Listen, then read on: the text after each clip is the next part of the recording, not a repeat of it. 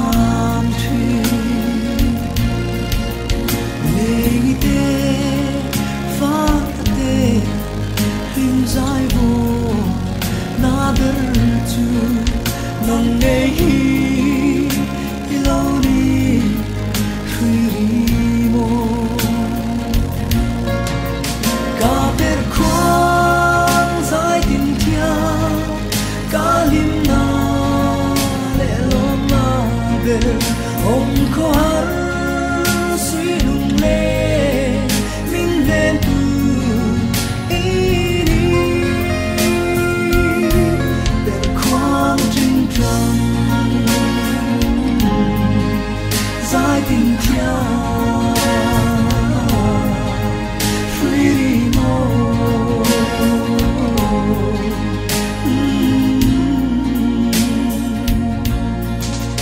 để khoang tình trăng rimo các bóng vùng vùng nam chê bia thu tin kim khina dài vô đi mang ama min lên tu công lệ ya camôi lung cả tan khoa về chi dù mi rimoi tung thiam valan suy lung lệ thu phi ikyama tu thu lệ asam tree cả biệt khoang dài tình thia cả lim na lệ lom na về hồng khó hắn suy lung lệ mình lên từ ý đi để khoang trên trăng dài tình thia free more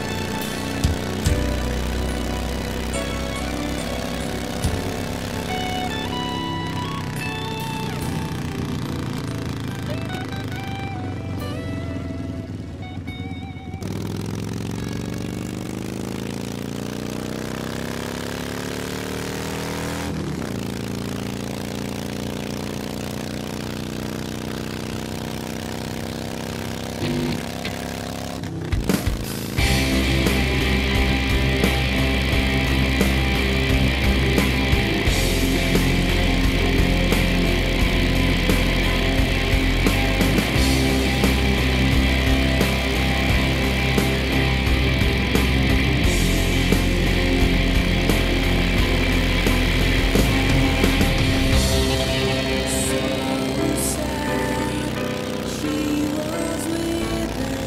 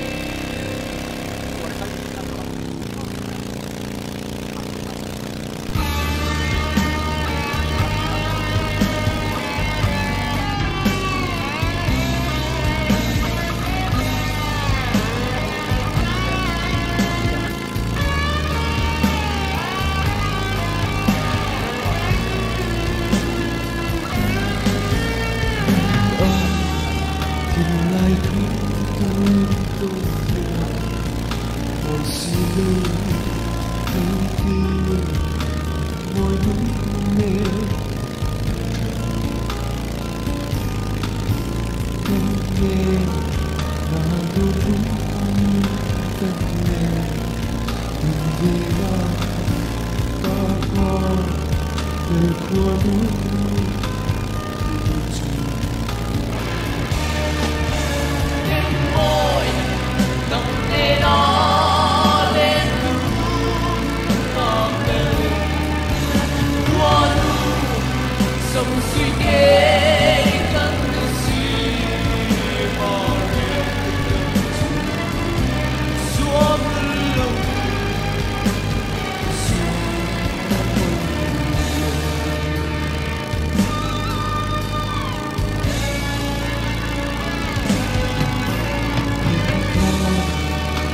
trên có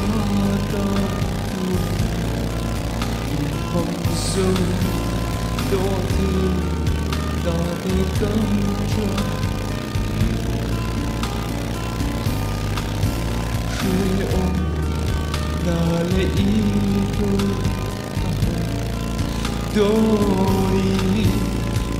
thôi người ăn đau hơi thấy lâu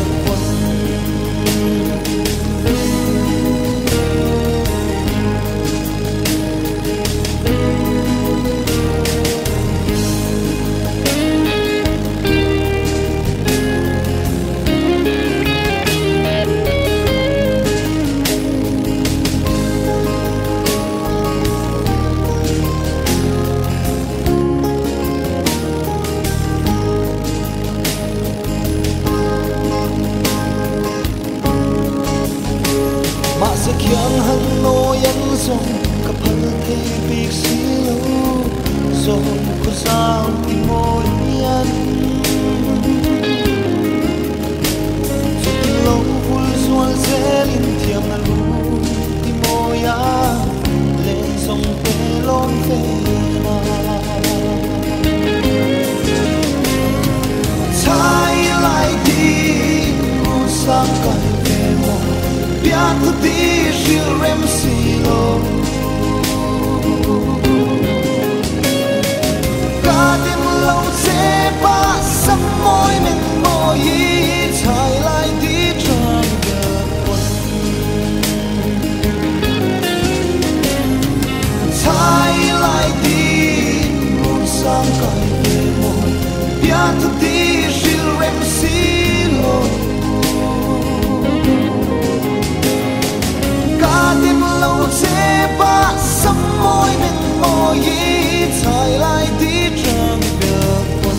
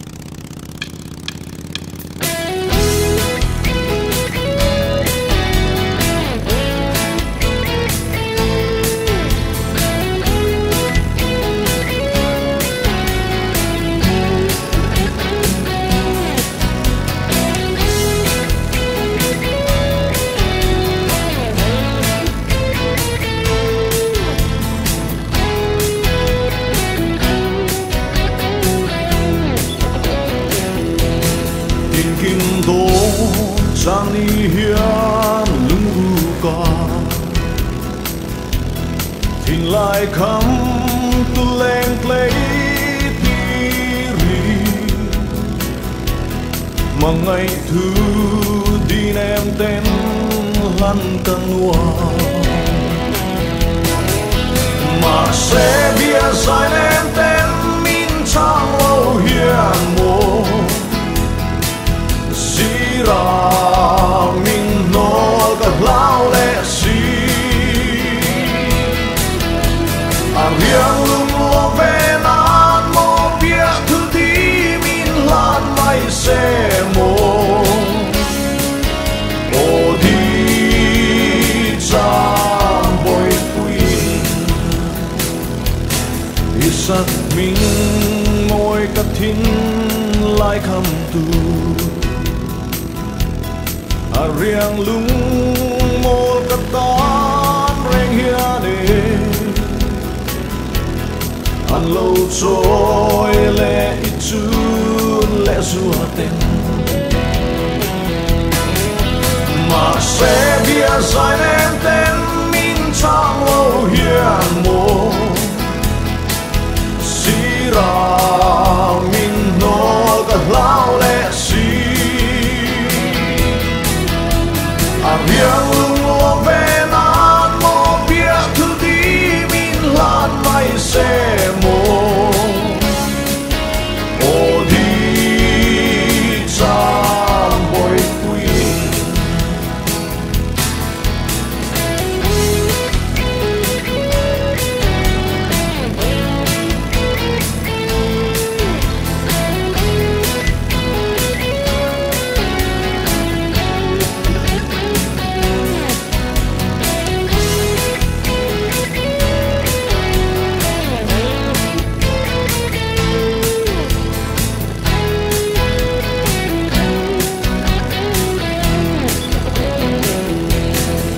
lâu đi dù nó quay reng ai chua phòng trang in piao rao run rem mi la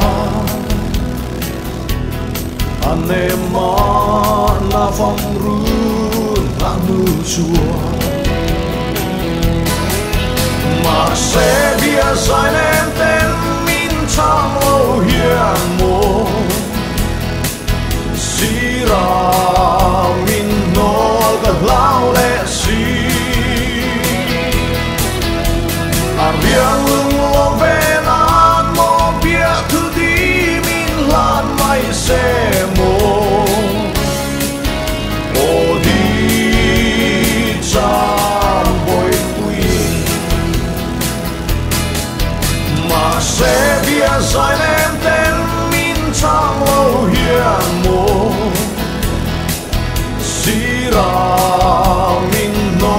ga lao le si riêng lưng lo về nan mô bia thứ đi min lan mai se mô ô đi cham bồi quy ô đi cham bồi quy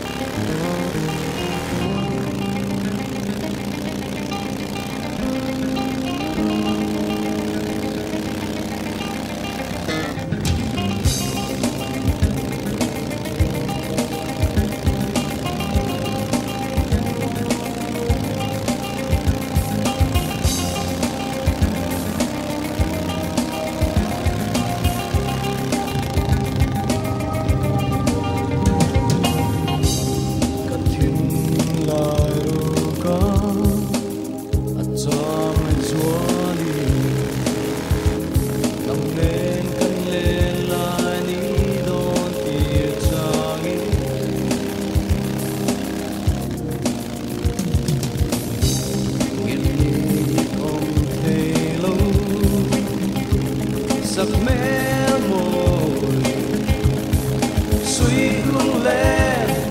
mây hoa cất chân to Maria tình lúc lo mà kim thấy lối thấy trong xe nằm lên từ lá trên lòng lá và rìa cần hoa